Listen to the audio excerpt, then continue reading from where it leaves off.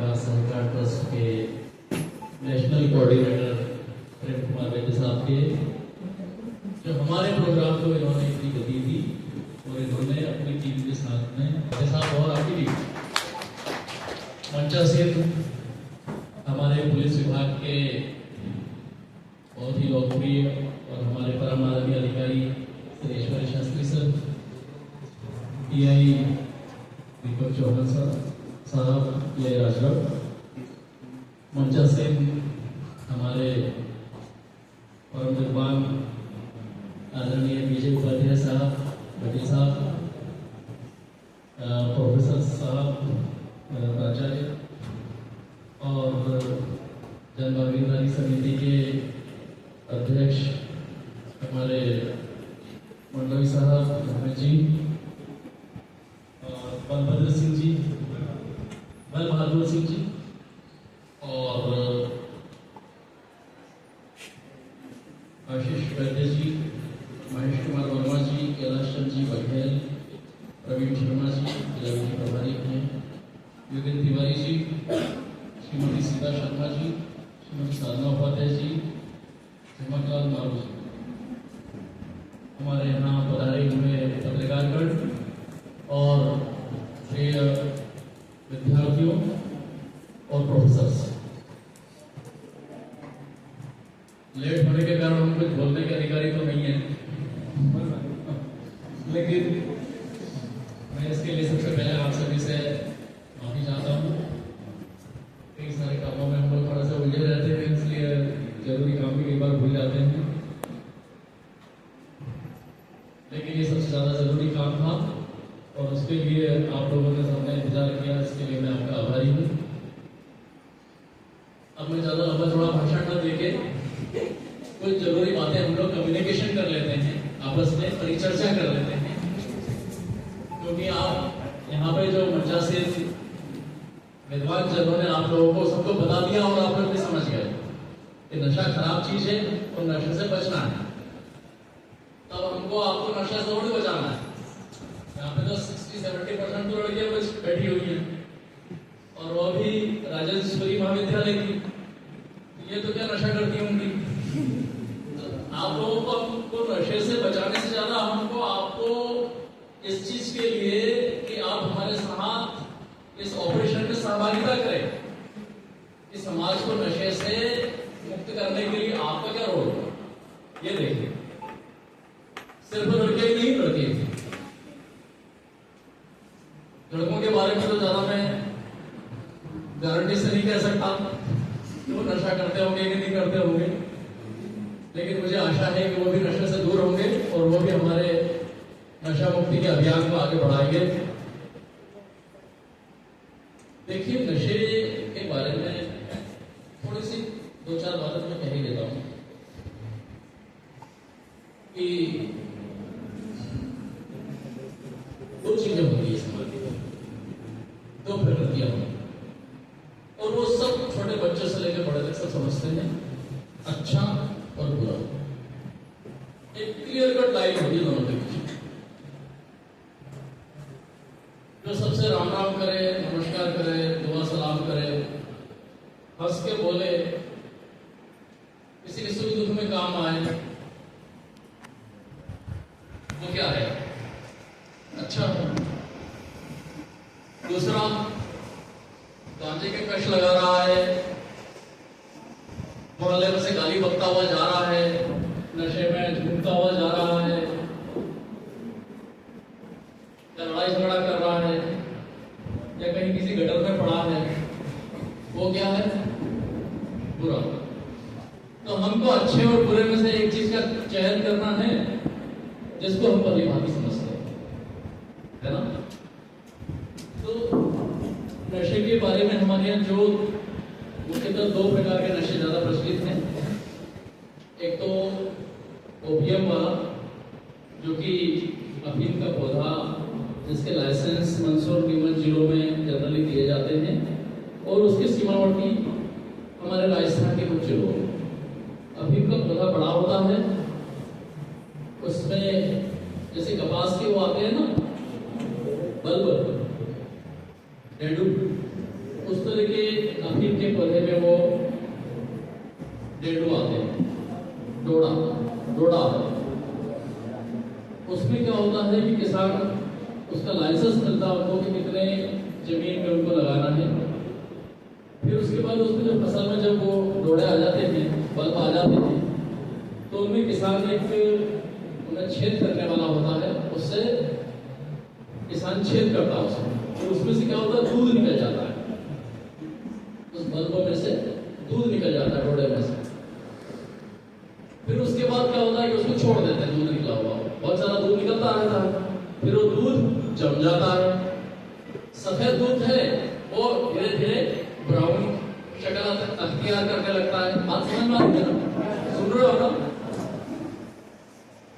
वो डोडे होते हैं, डोडे में छेद कर देते हैं, सुई टाइप का चुभा देते हैं, जिससे दूध निकलता है, कई जगह चुभा देते हैं, और वो फिर उसके ऊपर डोडे के ऊपर जम जाता है, वो ब्राउन कलर अख्तियार कर लेता है।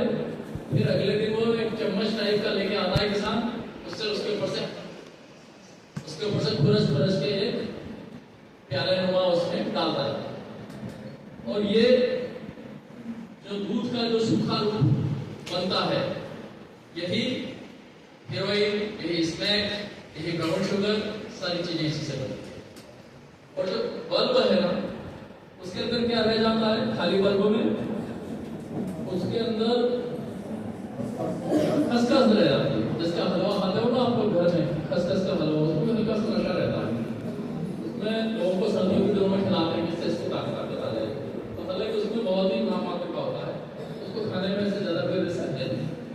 तो खसखस के दाने निकलते हैं उसमें से, और सब कुछ निकालने के बाद जो बचा रहता है ना, उसको फोड़ फाड़ देते हैं, तो कचड़ा हो जाता है। उस कचड़े को बोलते हैं डोडा चूड़ा। ठीक है, डोडे का जो चूड़ा है उसको बोलते हैं डोडा चूड़ा। और डोडा चूड़ा जो होता है उसको क्या करते हैं, उसको भी नशे के रूप में बेचते हैं। पहले तो उगेड़े में फेंक देते थे, लेकिन आजकल बड़ा महंगा बिकता है, उसको नशा करने वाले लोग खरीदते हैं। ये ट्रक चलाने वाले ड्राइवर हैं, इनको कई बार ये ढाबे बने होते हैं, ढाबों पे उपलब्ध हो जाता है वो डोडा चूड़ा। हालांकि प्रतिबंधित है, उसको रखना अपराध है, इन सारी चीजों को। इसमें क्या करते हैं, उसको गर्म पानी में उबाल देते हैं और उसको छान लेते हैं, उसका पानी पी लेते हैं, तो बड़ा नशे में मस्त हो जाते हैं ड्राइवर। जो भी लोग नशा, जिसको इसका हुक्की लेने की जिसको आदत है, वो लोग इसका भी काफी नशा करते हैं। शराब से ज्यादा नशा इसमें होता है। दूसरा नशे का एक ग्रुप है, ये तो अफीम के पौधे से बनने वाले नशे हो गए, वगैरह ये सारे। दूसरा नशा गांजे का होता है। गांजे का पौधा है, गांजे के पौधे से कलियां और उसमें बीज भी जाते हैं, तो कलियां और बीज को अलग तोड़ के उसको गांजा बनाते हैं।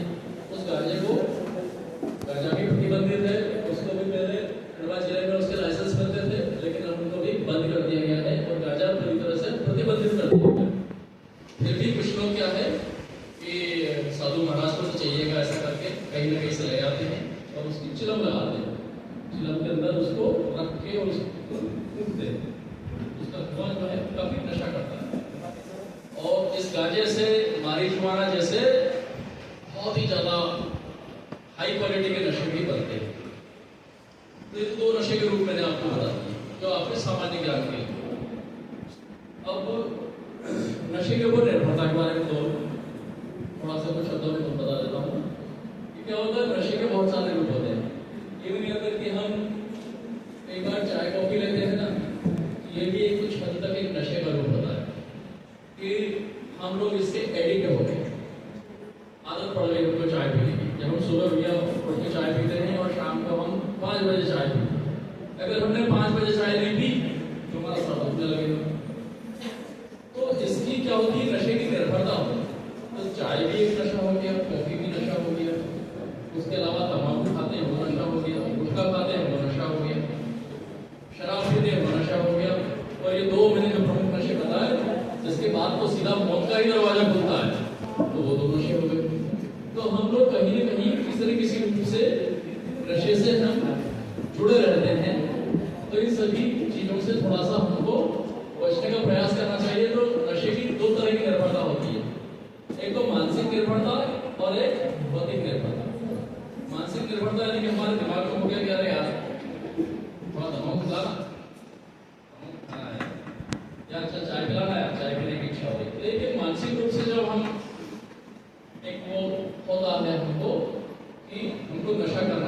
या हमको कुछ न कुछ ऐसी चीज लेना चाहिए जो नशे के रूप में हमको आवश्यक है। क्या बोले कि यार एक गाड़ी की चिलम चला, तो ये एक मानसिक निर्भरता। और भौतिक निर्भरता क्या है कि जो नशे के बहुत ही ज्यादा एडिक्ट हो जाते हैं, जैसे स्मैक लेते हैं या ब्राउन शुगर लेते हैं, और उनको नशा ना दिया जाए तो जैसा कि अभी बताया भगत सिंह जी ने कि वो पैर टूटने लगता है, तड़पाने लगता है, और उसको लगता है कि मेरा क्या होगा, मुझे नशा दे दोगे तो मैं मर जाऊंगा। इस प्रकार के कई नशे के एडिक्ट लोगों को हम जब अपराधी होते हैं, चोरियां करने लगते हैं, तमाम तरह के अपराधों में लिप्त हो जाते हैं, लूट करने लगते हैं, उनको जब हम थाने में लेकर आते हैं तो उनको नशे की आवश्यकता लगती है, तो थाने में वो चिल्ला चोट करने लगते हैं, पूरी तरह से छटपटाने लगते हैं, तो एक बार पुलिस को परेशान करते हैं। इस तरह के नशे के जो एडिक्ट होते हैं वो अपने शरीर को नशे का एडिक्ट बना के शरीर को धीरे धीरे समाप्त कर देते हैं, और उस नशे के प्रभाव में हमारे शरीर में जो बेश कीमती अंग है, लंग्स, किडनी, हार्ट, लीवर, सब धीरे धीरे डैमेज हो जाते हैं। तो ये चीजें हुई। अब हम आपसे थोड़ी सी बातचीत कर लें कि आज जो इतनी सारी बातें हुई नशे के बारे में, अब उसमें आपको क्या लगता है हम नशे को समाज से कैसे मिटाएं? ये तो हमारे डीजीपी साहब का अभियान है जो हम चला रहे हैं, और भारतीय मानवाधिकार सहकार ट्रस्ट वाले भी सहयोग कर रहे हैं, कई और भी एजेंसियां हमको सहयोग कर रही है इस काम में, क्योंकि ये परमाणु का काम है। तो आप लोगों के दिमाग में क्या आता है, कैसे हम समाज से नशे को मिटा सकते हैं? बताओगे, बताएगा कोई? बताओ।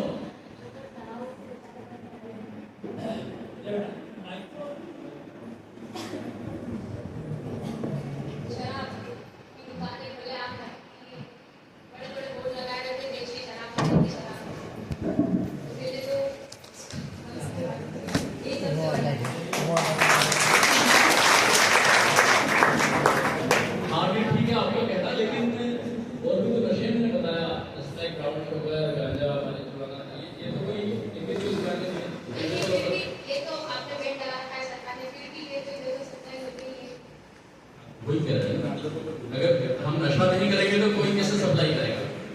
जैसे तुम नशा नहीं करती हो, तुमको कोई ब्राउन शुगर की पुड़िया दे या किसी भी चीज की नशे की पुड़िया दे, तुम कहोगे कि देखो इसको मेरे क्या करना है।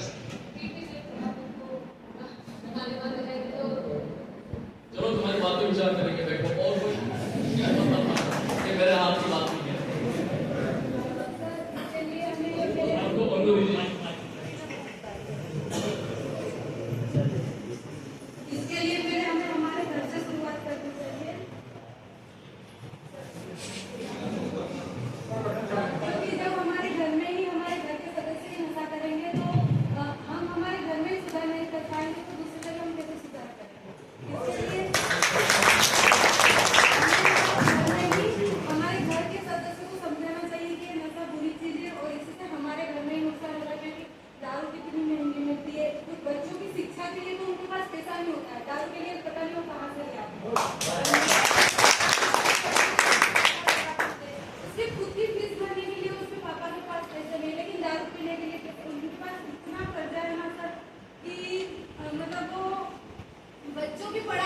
तो इसके लिए हम खुद से शुरुआत करेंगे ना, तभी हम इस अभियान को हम आगे बढ़ा सकते हैं, और तभी हम हमारे गांव में, हमारे सेक्टर में, हमारे ब्लॉक में, जिले तक पहुंचा सकते हैं।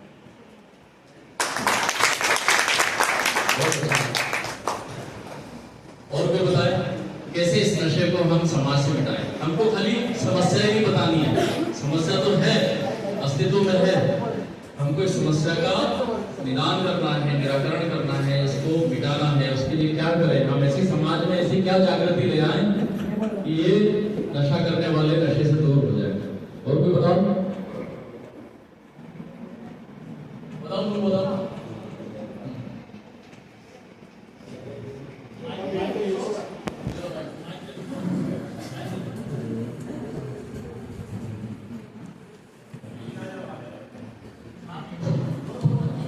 मेन तो यूथ को जागरूक करना पड़ेगा हमको सबसे ज़्यादा, क्योंकि आजकल नशे में सबसे ज़्यादा यूथ ही पड़ती है। कॉलेजों में इसमें हमको सर नशे का ऐसा है कि आप किसी को बोलो, आपको सुन लेगा, उसके बाद उसको करना होगा तो करेगा। उसको ऐसा कुछ हमको करना पड़ेगा जिसको उसको ऐसी चीज टारगेट हो कि जिससे वो नशे से दूर हो जाए। तो इसके अभियान तो बहुत सारे चल रहे हैं और सर बहुत सारे छोड़ नहीं पाते। अक्सर ये ज़्यादातर कॉलेजों में होता है, जैसे स्कूलों में होता है, स्कूलों में बच्चे नशा करने लगते हैं। तो इसी को इसी अभियान चलाना चाहिए। अभियान तो चालू है, ऐसा कोई सा टारगेट जैसा उसको हम समझा सकें आसानी से, तो इसके बाद में आपको क्या साइड इफेक्ट से बच सकते हो, आपको इसके आपको शरीर पर क्या क्या नुकसान पड़ सकते हैं। इसके लिए उनको समझाना जरूरी है, उनको जागरूक करना जरूरी है। मतलब इसका ऐसा कोई वो निर्भर नहीं है किसी चीज़ पे, तो उसके नशा रोक सकते हैं। टीआई साहब ने थोड़ी देर पहले बताया था कि कोई ने इनको सिगरेट पिलाई करने का, मैं नहीं पीऊंगा सिगरेट। तो हमारा आत्मबल ऊंचा होना चाहिए, हमको ना करने का दम होना चाहिए हमारे अंदर। वरना चार दोस्त अगर किसी लड़के को बोल रहे हैं कि बोले कि लड़की पी थोड़ा सा एक मार ले, ये तो नाचेगा कैसे बारात में, चलाते हैं ना। तो उसके अंदर ये आत्मबल होना चाहिए कि वो मना कर सके, अरे नहीं मैं नहीं पीऊंगा, खराब चीज है मैं नहीं पीऊंगा। कितने भी दुकानें खोले रहो, कितने भी तुम मुझे बैग लेके आ जाओ पिलाने के लिए, मैं नहीं पीने वाला हूँ। तो हमारा आत्मबल ऊंचा होना चाहिए कि हम ना कह सकें कि, और मैंने इस चीज को देखा है कि जब आप ना करोगे ना तो आपका सम्मान ज्यादा बढ़ेगा बजाय कि हाँ करोगे। दोस्तों की महफिल में उन्होंने कहा कि जो यार बोले नहीं मैं नहीं पीता, अरे ले तो चलेगा। और जहां आपने पी लिया आपने बोले कि थोड़ा मनमार का बच्चा है, मतलब वो आपकी वहां पे बेइज्जती हो गई कि आपने 2-4 बार कहने में दारू पी ली या सिगरेट पी ली या जो भी कुछ नशा कर लिया, तो वहां आपकी इज्जत बढ़ेगी नहीं घटेगी। इसलिए ना कहने की दम दिखाइए, इज्जत बढ़ाना है। जो ना कहेगा ना उसकी इज्जत बढ़ने वाली है।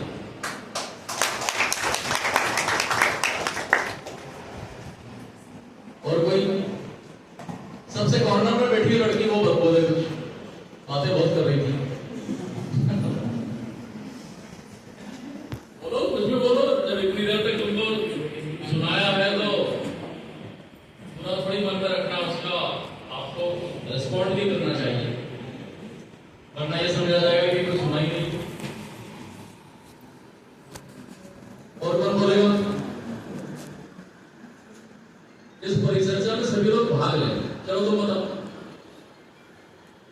हाँ ये आप ब्राउन शर्ट वाले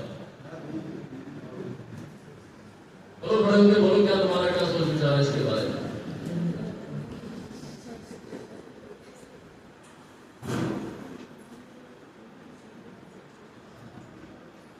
हम लोग क्या है कई बार इस डर से, डर बहुत हमारे अंदर छुपा रहता है कि हम कुछ बोलेंगे तो आसपास वाले हंसेंगे। अरे बोलो कुछ भी, हंसने दो ना उनको, खुशी तो होंगे। तुम्हारे कारण कोई हंस लेता है तो उसका भी स्वास्थ्य अच्छा हो जाएगा, उससे क्या डरना? वो है ना कोई का विज्ञापन आता है कि डर के आगे जीत है, किसी चीज से डरना नहीं कभी। जिस चीज से डर सकता है वो तो और करो, नशा छोड़ दो।